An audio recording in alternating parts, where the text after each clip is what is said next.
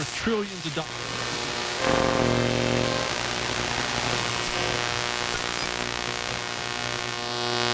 Youngster Year.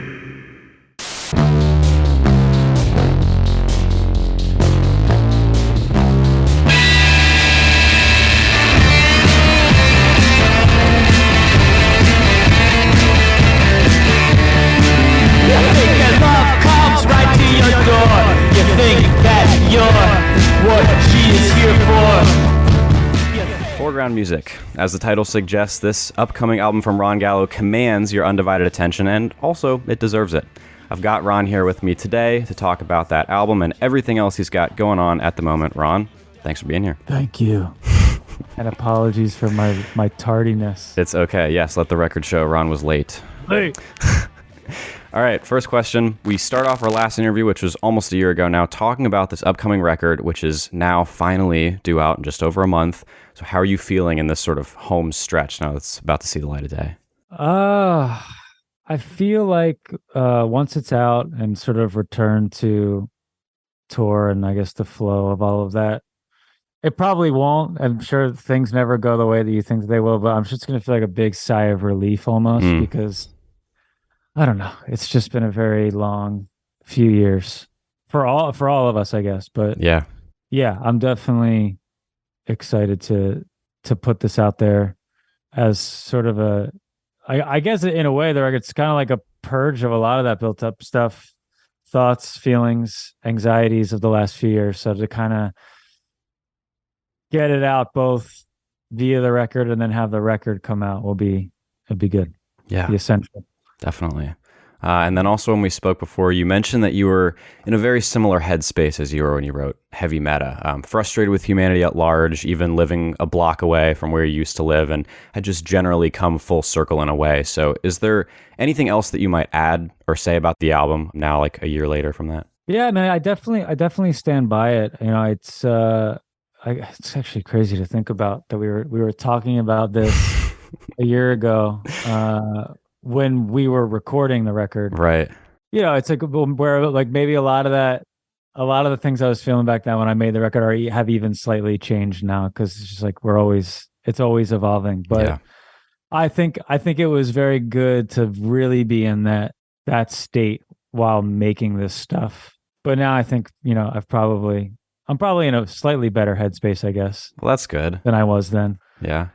But yeah, I mean, it's and bringing up the neighborhood. It's like a year ago while we were recording, they started like 2 huge construction projects on my block, which kind of influenced the look of the record. There's even some sounds that got picked up while recording and whatnot. But now a year later, it's like the buildings are almost done, which is kind of strange to think about. Like where I took the record cover no longer exists. It's just a huge building there now. Whereas like I took it right before they started it. So that's it's just, I don't know. It's a weird sensation. It's also weird that we talked a year ago and now it's like, I don't know where all that time went. But if I look around, it's like, oh shit, a lot has changed. Yeah. And so then would you say that making the album helped to get you to this slightly better headspace that you're in now, or were there other factors as well? It definitely did. Okay. I think it's always therapeutic to kind of get it out. Definitely. But even just the process of, finishing something, coming up with a plan, finding a team of people to work with and putting together tour dates, like this thing that is livelihood and is a sense of purpose that has been kind of taken in a conventional way for a few years now. That's kind of good for my head, I think, too. Just to know that like 2023, there will be that sense of purpose returned. It's kind of important. So good. Okay. And yeah, you were saying too that we can expect a very similar product, not only thematically, but also sonically with this album, similar to Heavy Meta, I should say. And if these past few singles are any indication, I completely see what you mean by that. But with all the similarities that are there, obviously, it's been, 6 years, give or take. What would you say has changed about the way that you create or what the product is with having this time passed? I've definitely learned how to trust myself a little bit more. I used to be completely reliant on other people to record. Like I never trusted myself. I had recording gear at home, but I had this thing in the back of my head where I was like, this is just going to be shitty demos because you need other people to create something that is legitimate. And that's been kind of a good thing from the last few years is I finally took the time to learn how to use this stuff. And I mean, this place is a mess. You can't really see much. Well, you definitely can't see it on a audio podcast. But I'm in the studio right now, which I like built out a little bit, and I learned how to use this stuff. And a lot of it was recorded in this room by me, which is new. And so I don't know, that is cool because it's liberating because you can work whenever you want. You can experiment as much as you want, and you know that you're not just working on demos. Like this is the actual record. And so I think it's allowed for maybe just a little bit like the unconventional tendencies to kind of come through a little bit more. Whereas somebody, if you're working with someone, you know, they might steer things in a certain direction. And I'm aware that I don't know what I'm doing. And I tend to have an unconventional approach to a lot of things, but now there's no filter for that. So, Good. you know, maybe it's got that same energy as the first record, but I think now there's maybe some of the experimentation that could only happen if I was in charge of it. Yeah. So, yeah. And I think that self-awareness too, that you obviously do know what you're doing, but in the senses that you don't know what you're doing, you know, the self-awareness maybe helps a little bit. You know what's maybe limiting you and what you can, afford to do. So I understand that. Yeah. Yeah. It's, I always think it's almost to your benefit to know less sometimes. Like, that's why I've always put off like learning music theory very in depth. It's probably more just at this point, like it's too daunting of a task to have to learn all that stuff. Yeah. So deep into it. But there's this part of me too, where I'm like, I like being limited. Right. And so even with recording and stuff, it's like somebody that's informed and by the book, they may not think about certain things because they only know like the right way to do it, whereas I have no concept. And so that, you know, maybe it's good to not know anything. Yeah, or like there's certain things that if you really knew what it would take to get it done, then you're like, might as well not even try because I can't do that, you know? Exactly. Yeah. Exactly. So then, and I mentioned the singles in that last question. You've got 5 out at the moment. Is that all we can expect before the album comes out? We might get a little something the week before the record. Okay. We might just kind of like, you know, preview one last track, but then we're getting to a point where it's pretty much the whole album out. So five is already a lot, but that's true. That's kind of a result of impatience, I think. Yeah, you don't want to give too much away. And Entitled Man was the first one. And I remember, I'm glad I saw this. I don't remember when it was, but it was many months ago. It was like you put it up for one day and you could download it on Bandcamp or something. And that was a while ago. So that's just proof of how long you've been sitting on some of this stuff. Yeah, it's that was the whole motive behind it is I would just love to get to a point where you can put out something as close to the time when it's done, because it happens so often where by the time a record comes out, you're kind of on to the next. And so 5 singles is a lot, but we did it because I didn't want to wait until the vinyl was ready to put out any music. So yeah. And is that typically the main constraint, or I'm assuming there's a lot more that goes into it? These days, I think it is because the vinyl manufacturing time is so backed up and so delayed. And so aside from like that, the desire to like just want to get shit out, I guess when you're working with a label and stuff, it's always better when the physical comes out at the same time as the digital and just like do it all at the same time. I'm sure there's no rules to it, but yeah, vinyl kind of dictates it, I guess. Yeah. Reminds me, there was an album that I pre-ordered that came out in, I think, October, but it's not supposed to ship until May. And so I already, like, I've forgotten about it many times. You know, I know that it's going to show up and I'm going to be like, what is this? You know, and then I'll be like, oh yeah, that came out a while ago. Right. So, oh, that's right. yeah. Yeah. I mean, I guess it's a little bit strange too. You know, you might as well just do it all at once because then, right. Well, although it could be a nice surprise, you know, you almost forget and then it shows up. But true. You know, I think getting a vinyl, I don't know about you, but like I like to buy like my all-time favorite shit on vinyl. It's either that or it's a record that I'm really, really excited about. So, you know, things are always changing. So you can be really into something and then you should probably be able to just get it on record right then because of time capacity. Like, I'm like not really into it anymore. So Yeah. I don't know. Yeah, or like some things that are already out, maybe I'll get really into like an album or something that came out years ago and I'll look for it on like Discogs or something and it's like a little expensive at the moment, so I'll like throw it on my want list or something and then months later when one finally comes available at a good price, I'm like, I don't, do I really want it? Yeah. So when at the time I totally would have. So Right. yes. And speaking of singles, At Least I'm Dancing is your most recent. Came out like a week ago at the time this is being recorded. And like much of your other music, it's largely been met with positive words, just the reviews I've been reading online. I love it personally, but I thought it would be fun to mix it up and read a negative review I found, if you don't mind. Oh, yeah. Please.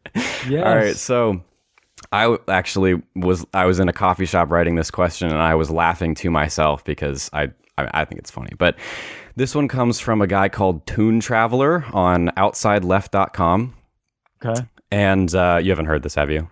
Okay. Yeah, it took me a while to find it. I was just like, I was filtering, I was looking for articles about it and I filtered it by like the last week and that's the only way it would come up. So okay. Anyway, here we go. And it's about this most recent single. Ron Gallo gets going like George Michael's Faith, same rat-a-tat-tat pattern that dominates and distracts from the song.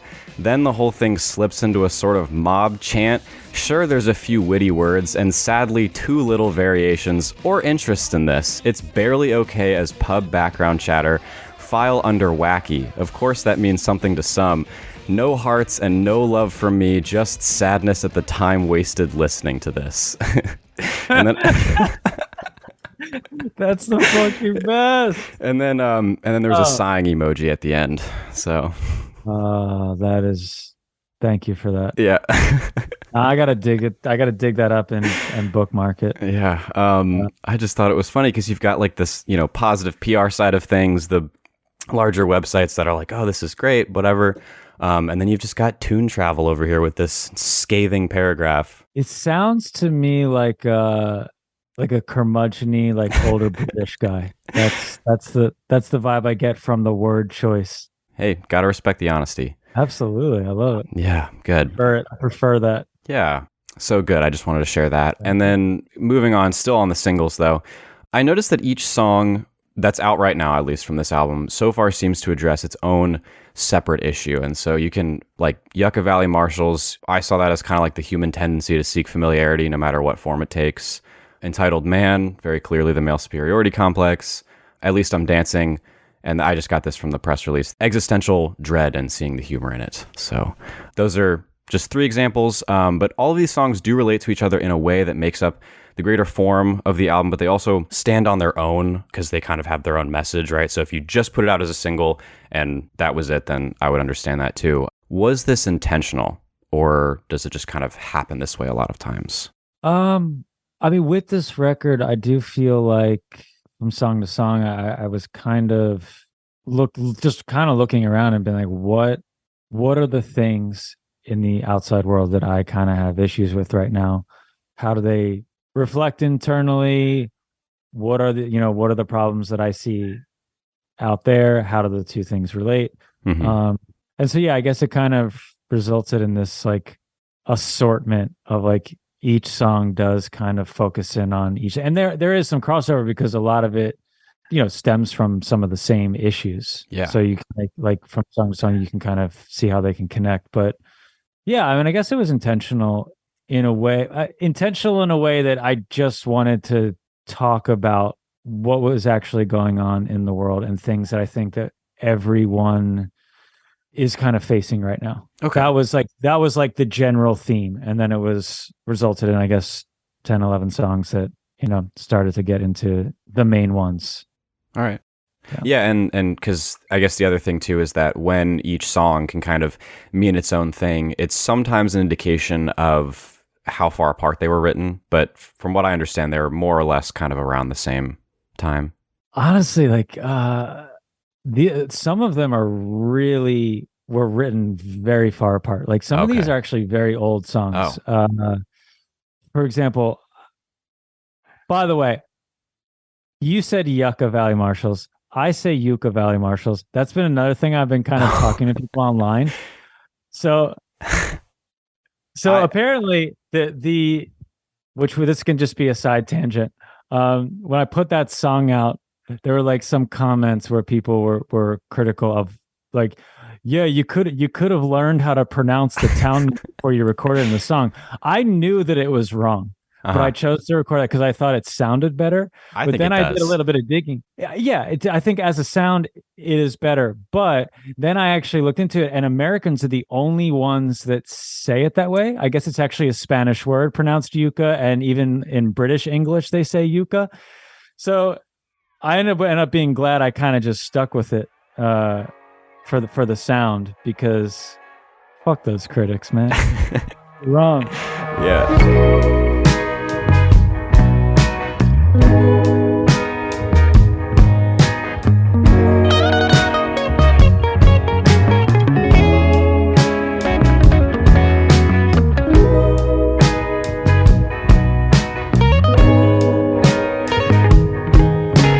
I felt out of space, levels of loneliness. So I stopped at the Yucca Valley Marshals. Classic controversial Ron Gallo using the Yeah, no, different, yeah. big stuff. Let's get to the bottom of the proper Yeah. pronunciation of yucca or yucca. No, but anyway, that song is the oldest on the record, which it feels weird to say, but it's probably almost 8 or 9 years old. That song. Wow. And it was just one of the ones where I never recorded it properly, and it's just been kind of floating back there. But when I started to make this record, the way that I kick-started it, the process, was revisiting some of my favorite old songs that never got seen through, I guess, and properly recorded and finished. And so that was one. Entitled Man was another one, which is more recent. Like that was kind of a post-heavy meta B-side song that never got finished. Oh, okay. Got it. Vanity March is another one that was from around the same time. There was a demo from Stardust Birthday Party, which is the second record that never got finished. And then the last song, I Love Someone Buried Deep Inside of You, is pretty old as well. That was like around that era too, like between heavy meta and Stardust. So I started with those few, going back old songs to kind of like get into the right headspace to kind of like get creativity going again. And then the rest kind of were written in real time. Okay. It was like kind of picking songs that I think fit into the theme. And then it was like, okay, now this kind of creates a pathway. Yeah, I guess they all kind of fit together. Yeah, and I would imagine, starting with previously unfinished songs might have been a good way to kind of ease into ultimately this project. Yeah, because it can be kind of, I don't know, blank pages are kind of scary to me. Like if I get a new notebook, I don't know if you have, I find it really hard to start because it's like this just empty book and you're like, I feel like anything I write down it's like sacred. Yeah. It's a perfect space. So yeah, if you just kind of go back and you're like, okay, this is already there, just kind of feels like less pressure. So Yeah. yeah. So with your notebooks, do you mostly just use them for songwriting, or is it like a multi-purpose sort of thing? Yeah, they're pretty much all over the place. Probably around the time that we talked, like in the middle of the recording process for this album, I was doing an exercise where a friend of mine told me about this book. It's called The Artist Way, which I'm looking at right now. And they said it really helped them kind of regain their creativity again. And a big part of the process is you wake up every morning before you do anything and you just write 3 full pages handwritten. It's called morning pages. And I was doing that last year, like religiously every day for 3 months. And I kind of started to put together a book to accompany this record that's like some of those entries and just like random shit, drawings and sketches that I'm going to try to put together to release shortly after the album. Because when I went back and read some of these things, I can kind of almost see where some of the songs came from. It's like a stream of conscious, more in-depth look into like my brain at the time when the songs were coming about. And so the long form answer to your question is like, yeah, there's some songs, but there's also like 3 pages of rants that you can see led to songs in it. And, just random words and sentences and stuff. But That's really cool. I think it'll be cool to pick up on those sorts of things. Like, this, I recognize this from whatever song or something like that. I think that'd be cool. Yeah, you can kind of see the thought process, but then it's lined with like very real, like how uneventful life was back then. Yeah, I remember you were also saying about the book that you were going to, like you said, kind of put a lot of different random stuff in it. You had like screenshots of posts or like Instagram things and all kinds of stuff like that. So while you will have sort of a lot of stuff from around that time of the album, is it also still planned to be? Yeah. It's I guess it hasn't really changed much. It was like I got really into working on it.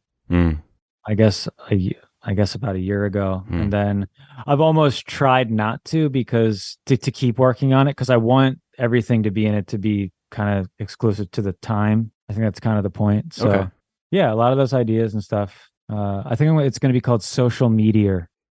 I like that. Yeah. So what made you want to make it just sort of a time capsule of that time and stop adding to it after a certain point? I guess I just feel like it's hard to convey all of the thoughts into songs. I mean, they're somewhat limiting. So to do something like that, it allows you to kind of emphasize on some of the points, I think. Whereas, lyrically, you get so many lines, but then for the person that wants to go deeper, they can read 3 pages of essay and rant about the same topic to go a little bit deeper. So I guess that's kind of the idea. Okay.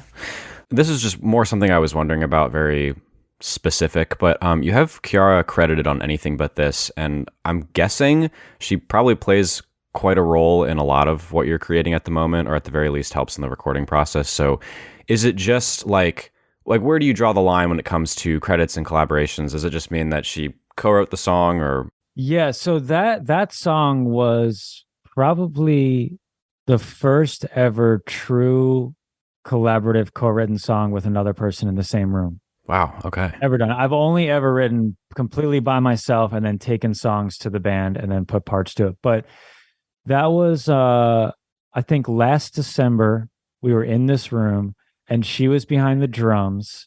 And then the song just kind of came out and we were both like coming up with lines and parts. And it just kind of happened in like 5 minutes. Wow. Because we both really shared the sentiment. It was like the dead of winter, just a very bleak kind of time. And we were getting ready to go to see her family in Italy. So it was sort of like looking around, like this place is fucking terrible right now. It's the dead of winter. It's very depressing.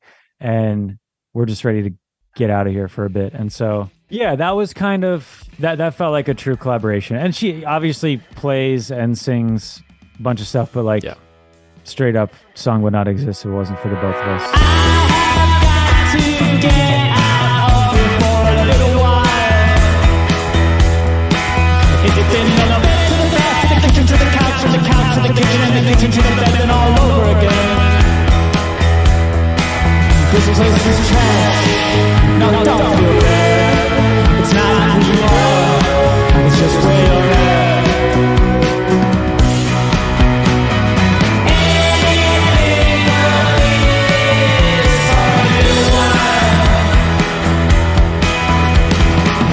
And then like throughout the record, I mean, there were other songs that were not necessarily co-written, but like she would get behind the drum set and like we would kind of work out the arrangements.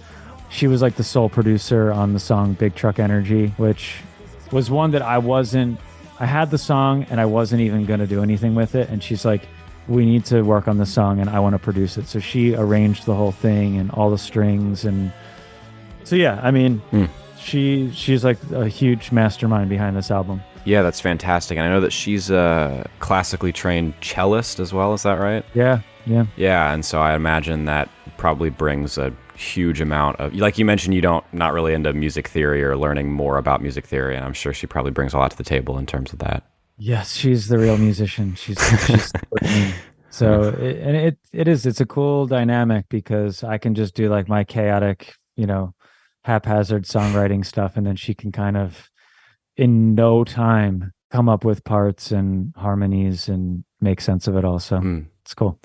And you mentioned that chaos too. I was actually talking to somebody recently who is a cinematographer, does a lot of music videos, and he was talking about one of his frustrations is that he puts so much time and care into making music videos because that's, you know, what he does, and it's becoming over the years so much less of a thing. And so there's a lot of your personality and sense of humor packed into your music videos. And so how do you see music videos as a tool? Is it just more of another creative outlet? I mean, I think that they can be really, really important and pretty profound if, you know, if you get the right concept and you're able to kind of create a visual that takes the song almost to another level. I'm not saying that that's something I kind of dream about doing. I don't know if I've done it yet.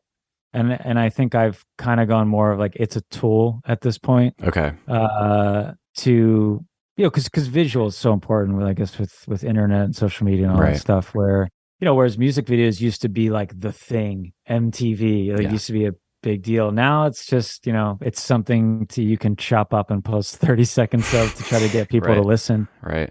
But there is a part of me that one day hopes to have the resources to be able to kind of create videos that are almost as important as the song themselves. I just don't know if I think the foreground music video is great, but that was a great idea by the director, and they kind of did the whole thing. And I thought that was very cool. But like with At Least I'm Dancing, it's like my phone and, you know, running around just trying to do this shitty dance in like the most disturbing and destroyed places in the neighborhood, just to have something, you know. And I think having a good sense of humor about this is important. But sometimes I watch a video and I'm like, damn, that was powerful. That's really, you know, it can be. Yeah. The best music videos elevate the song in a way, but a lot of them are terrible. Like a lot of them are just the same video being made by a different band. You're just watching the same shit. It's like, oh, this is the video where they throw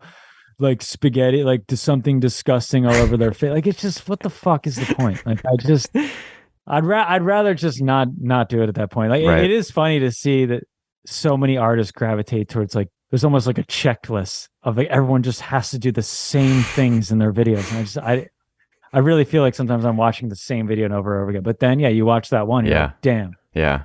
Some next level powerful shit. I'd rather just try to go there, I guess. I totally agree with you. And so, okay, one day, maybe that's the goal or the hope. Yeah. To, you know, whatever, make short films or make videos that really elevate the song, I think could be cool. And speaking of one day, this is a terrible segue. I noticed that with Piecemeal, all your song titles since then have been capitalized. I know there's probably some intention to that. Maybe I'm reading too far into it, but is that part of a greater stylistic shift, or what, you know, kind of made you want to do that?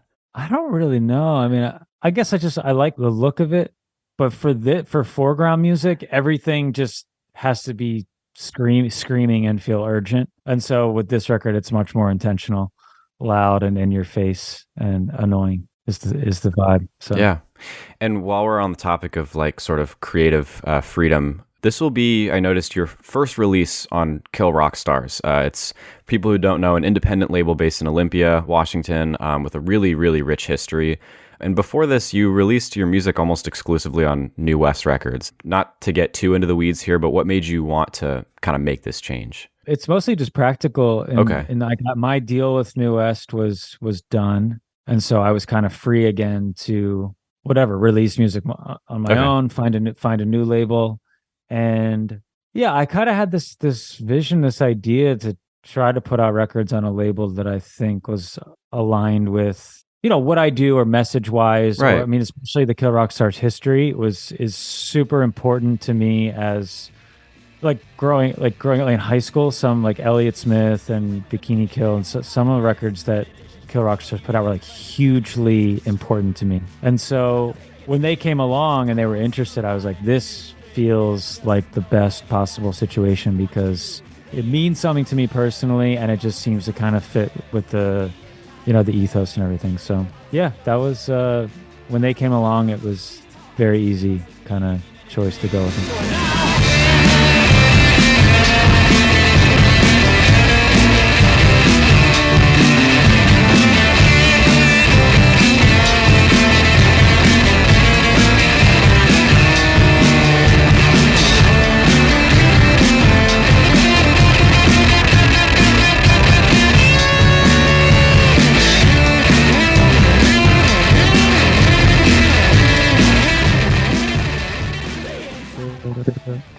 And we're back. We're back. I wanted to talk about some of your other projects, specifically over at Really Nice. I was just getting caught up over there. We've talked about some things you've been working on at the moment. You've interviewed a couple of artists fairly recently, John Roseborough, Bill Waters. The criteria so far seeming to be musicians who you can not only respect musically, but also get along with on a personal level. So are there any others that you've come across recently who might also fit this description? I definitely have a list going of people that I want to interview. But I think the way I've kind of done it, I mean, Really Nice it's kind of this thing like ebbs and flows in and out of being active. And with John and Bill, this past summer, I randomly discovered John's music online. And then we were able to connect and play a show together over in Italy because he was in Europe. We were over there at the same time.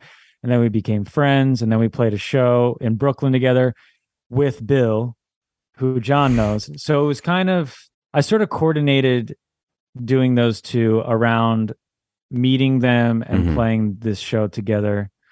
And it seems like maybe a good way to do it where, you know, once you start touring again, if I meet people, it's like using, whether we play a show or we hang out, using that kind of real life interaction as grounds to then go deeper with the interview. So I definitely have a short list of people I want to, but I'll probably just do it that way.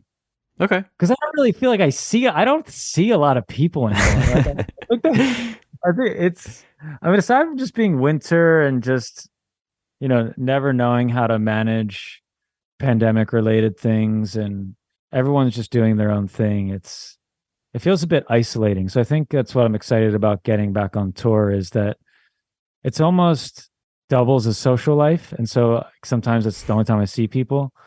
And I'm sure there will be some inspiration for stuff there and to do more. But yeah, it's all about the human element, you know, and trying to do interviews that the music's almost like a side note. It's more about like the human being. Yeah. And I guess that's kind of been the theme of it, of throughout the whole website and everything I've done. Like I even did an interview series early pandemic where I just interviewed non-musicians. We interviewed each other. Just because I think it's almost more interesting. Sometimes I think that musicians are the most boring people on earth. You know, when you think of it, it seems like sometimes it's really not. It's not the case. Whereas people that are a nurse in a hospital in the middle of a pandemic, it's like that's a story that should be told. That doesn't. No, they're not being interviewed, and I don't understand why. And so that's kind of the point as well. Okay, yeah, and I think that, like you said, that personal element is especially meaningful because you have a quick write-up before at least those two and sort of detailing how you met them and why you're doing this. And so I think that makes it's less of just hey, here's this artist and here's the interview. Yeah. Because the other thing too, I've found myself getting into people's music because of those kinds of interviews, like seeing the person. And I think it can be helpful in that sense too. Yeah. Like John kind of said that as well. He really loved doing that interview, and he said the same. He's like, I've gotten into so much music because reading things like this. So in that sense, it's kind of the point as well. Like hopefully it can help people actually, I actually want to go listen to this. Definitely. Whereas, yeah. They're interviews. Yeah, that's clever. So, okay, we talked about some of your other projects. Is there anything else that you're working on at the moment that sort of fits that just multi-purpose, whatever, creative outlet type of thing? Yeah, I just got a record that's done that we worked on a bit and kind of finished up a few months back. Trying to figure out what to do with that. We shot a live concert film on a rooftop over like one of these big construction sites that I've brought up like 25 times. And we shot like a proper like 7 camera film because we did like a sort of unannounced show back in May. So kind of working on editing together that film, which should kind of be like a record accompanying thing as well, like maybe a couple of months after the album's out. Working on that. And I actually think that John Roseborough and I are going to record a song that I wrote that I thought would be good for him. We're going to kind of do a collaborative recording of. That'd be awesome. Yeah, that's all I can really think of. I remember you were saying about John's music that it's at least at the moment, it's the type of stuff that you're musically that you're really especially interested in at the moment. So for that song, when you say you wrote it, was that mostly lyrics, or is he going to have more of a creative say over the musical element to it, or how's that going to work, do you think? Yeah, so the song was something that Chiara and I wrote a few years ago. It was kind of like a bossa nova song. Mm. That lyrically is kind of there's like a human element to it that I think is in a lot of John's music, where he's just kind of talking about what's going on within him and around him, like observational, but also kind of confessional in a way. And so I just kind of demoed it, like guitar, voice, lyrics, wrote out the chords. And so I think the way it's going to be is like the song's going to be the song as I wrote it, and then he's going to kind of produce it, because I think stylistically it's perfect for him.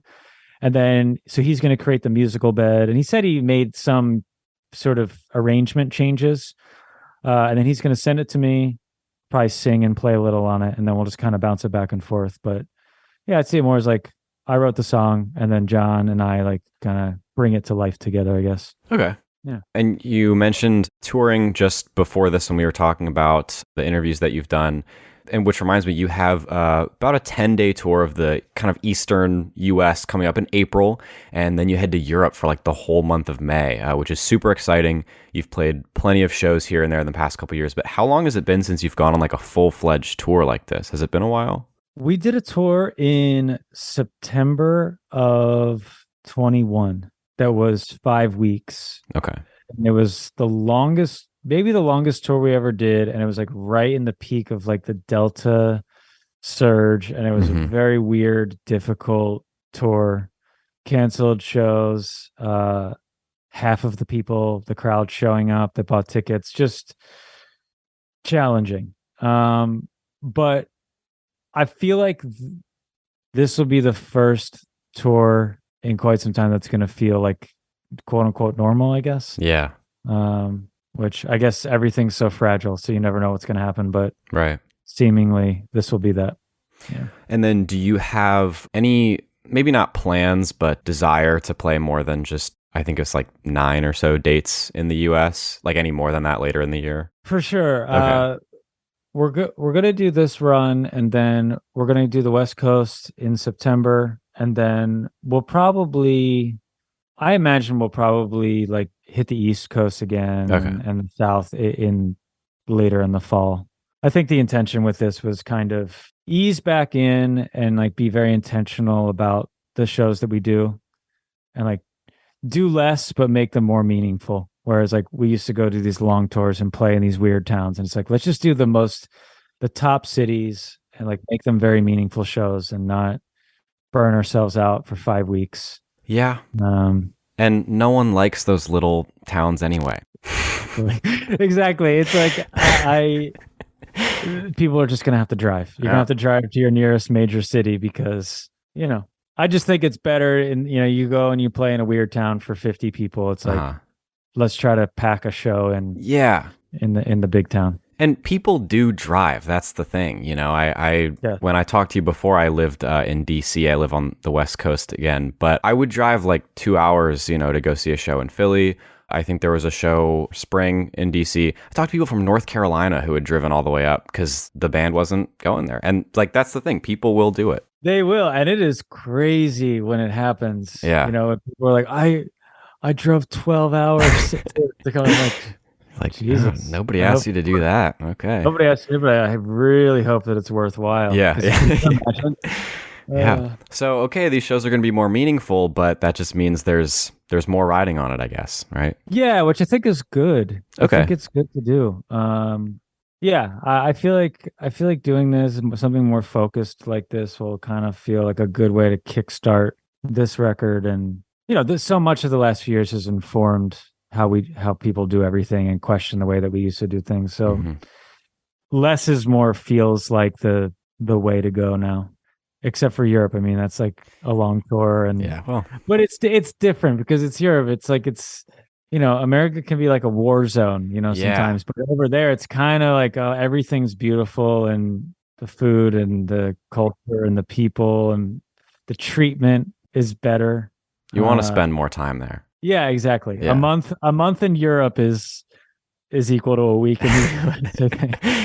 So, Maybe better.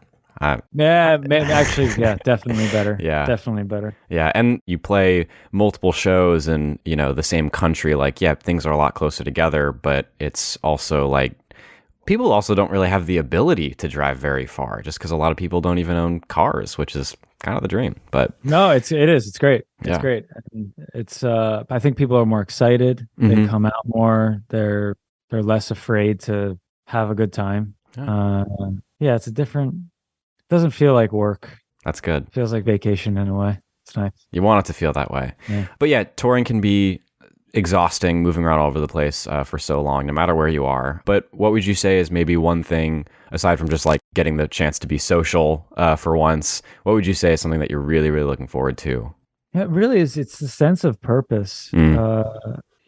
Playing music and touring and all of that. The human connectivity, I guess. I mean, that's something that I've been doing and working on building for most of the time, like a very long time since before I can even remember. So to have it kind of taken away in a sense, just put so much into perspective. And now I'm just really excited to feel that sense of purpose again, like to be out there playing things I care about with people I care about for people that care about it, and making it not all seem so futile as it's felt for a few years now. It's essential, and it's just been gone. Yeah. And I don't know. I guess that, and that's really it. That's the most important thing. All right, sense of purpose. Yeah. Okay, well, you are pretty booked up through like mid 2023, but you don't start going on tour until April. What are you doing for the next month or so? Just well, we got to go to Canada this weekend, which true, yes, of course. whenever this airs will be probably in the past. But we're gonna do that. February, we really don't have much. I think it's kind of maybe looking at it as the calm before the storm. Like we'll just work on some music and be at home and kind of go slow until March is going to be here. And then we're going to go to South by Southwest and play probably 100 shows in a few days. And then shortly thereafter that, the April tour starts, and then the Europe tour, summer. So yeah, I don't know.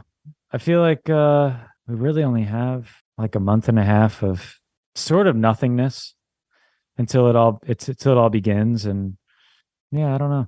Okay. I don't know. Just hang on, not like go crazy in the Philadelphia gray winter. Ugh. And Yeah. try to just enjoy it, because sometimes like when you're touring and stuff, you kind of take for granted like the being home and just those little necessities. So I'm just gonna try to make the most of it, I guess, the nothingness. Okay, I like that. Ron Gallo's brand new album, Foreground Music, is finally out everywhere on March 3rd. So mark your calendars and go see him out on tour this year if you can. Ron, it's always a pleasure. Thank you. Thank you.